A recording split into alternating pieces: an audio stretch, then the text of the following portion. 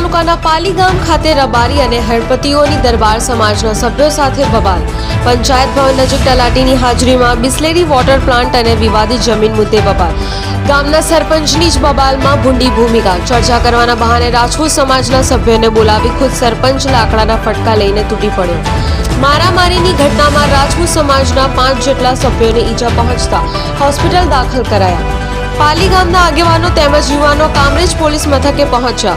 હુમલો કરનારામાં સામે તાત્કાલિક પગલાભરી કાર્યવાહી નહીં કરાય તો ઉગ્રની લડતની આગેવાનોએ ચીમકી આપી. ગ્રામ વિકાસ સમિતિના પ્રમુખ પ્રદીપસિંહ દેસાઈ અને પાલી ગામ રાજપૂત સમાજના યુવાનો પર રબારી અને હળપતિ ટોળું મંડળી રચી ગાળાગાળી કરી જાનથી મારી નાખવાની ધમકી આપી.